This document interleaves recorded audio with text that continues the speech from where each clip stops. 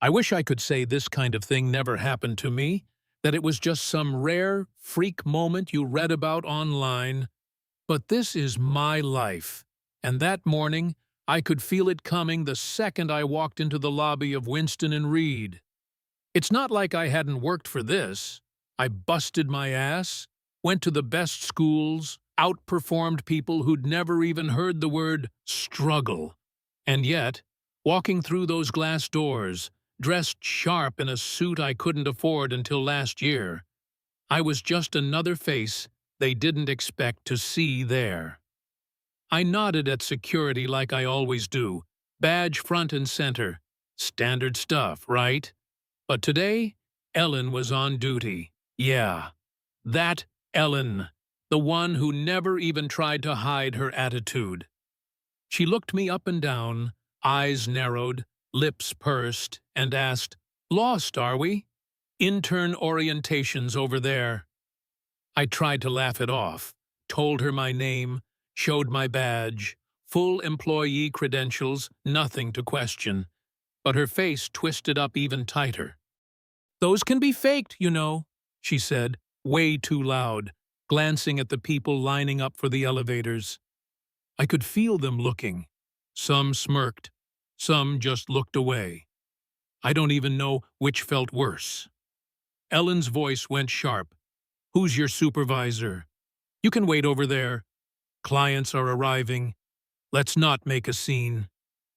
I wanted to melt into the floor.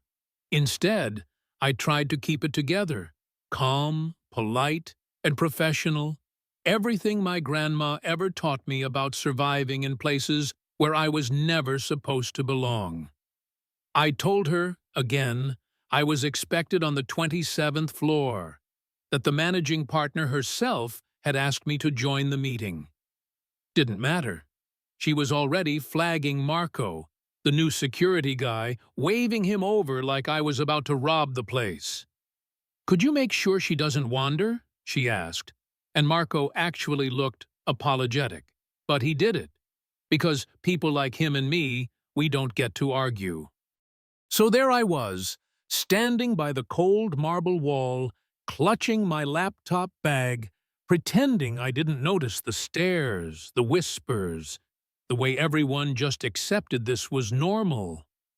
I was supposed to lead a meeting, for God's sake, but now I was just the spectacle. Another black woman out of place. My phone buzzed. Dana Franklin, the managing partner, asking where I was. I couldn't answer, not without breaking down. Not yet.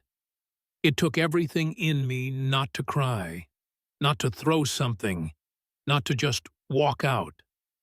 Instead, I stood there, burning with a mix of humiliation and pure rage, watching as Ellen greeted the morning's VIPs with smiles and handshakes as if she hadn't just tried to have me thrown out of my own office.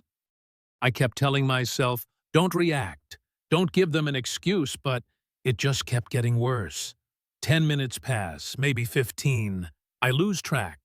Suddenly, a group of partners sweeps in with a client, and I recognize him immediately. Quentin Lee, tech mogul, big fish, the reason we're all scrambling this morning. Ellen spots him too, hustling over, all sweetness and light.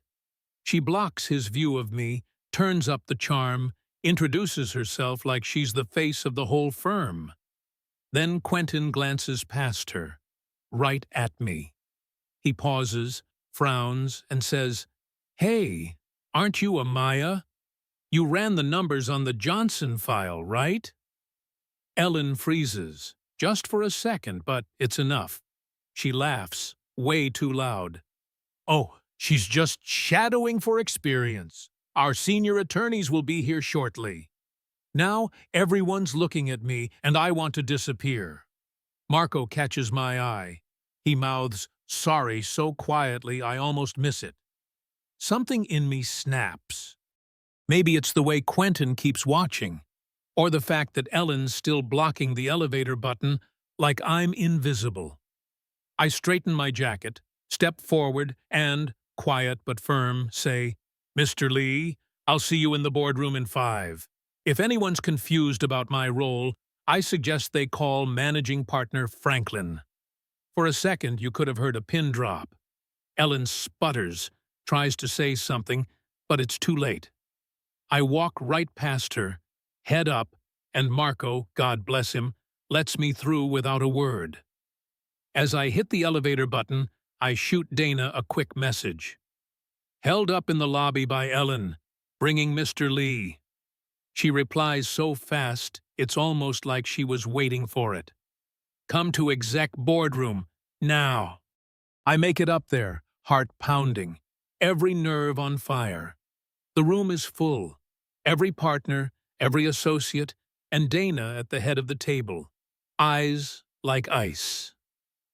Quentin Lee comes in right behind me, tosses his bag onto the conference table and says, "Glad you could make it, Amaya."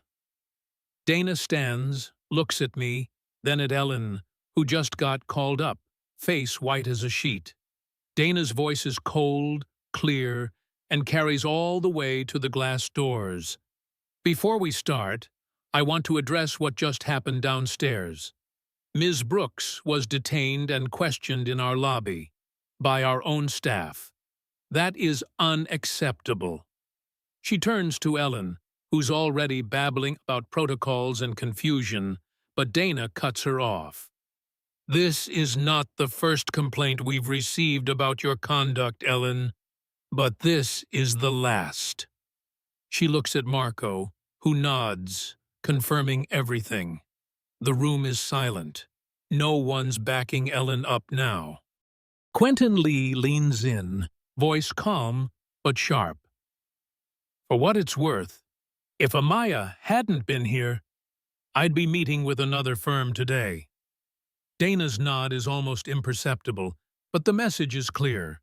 She tells Ellen to step outside and wait for HR.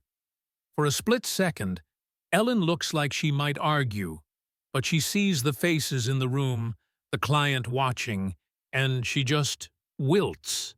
They escort her out. You could hear the relief as the door closes behind her. The meeting starts. My meeting. The one I prepared for all week. I run the presentation, answer every question, field curveballs, and by the end, even the most skeptical partners are nodding along. Mr. Lee shakes my hand, says he looks forward to working with me, not around me. When it's over, Dana catches me in the hallway. She doesn't say much, just, "You handled that with more grace than most would." I don't know what to say. I feel exhausted, empty, but also vindicated, in a way I never expected. Downstairs, I see Marco again. He gives me a quiet thumbs up. He knows, maybe better than anyone, how it feels to be othered in a place where everyone expects you to disappear. News travels fast in offices like ours. By the end of the day, everyone knows what happened. Ellen is out, fired, not even allowed to clear her desk without HR watching. Later, I hear she tried to play the victim, said she was just following rules, but nobody buys it. The partners release a firm-wide memo about renewed commitment to diversity and respect. It's corporate speak, but this time, people are actually talking. The story even reaches a couple local blogs. Law firm exec fired after racial profiling incident. And I hear HR's fielding calls from reporters, not that anyone wants to comment. Me? I don't celebrate. I don't have a drink or post about it, or even call my mom until much later. I just pack up my things, leave by the same lobby where it all started, and step into the street. There's a weight off my shoulders, but it's not joy. It's something quieter, a sense of having taken up space and held it. Even when everyone around me tried to shrink it down, I know tomorrow there'll be new stares, new whispers, maybe a little more respect, or maybe just new reasons to watch my back. But tonight, as I walked to the train, I let myself breathe. Ellen lost her job, her reputation, maybe her career, all in the space of a morning. The partners? They'll scramble for a while, trying to show the world they're changing. But I know the truth. Nothing really changes unless you force it.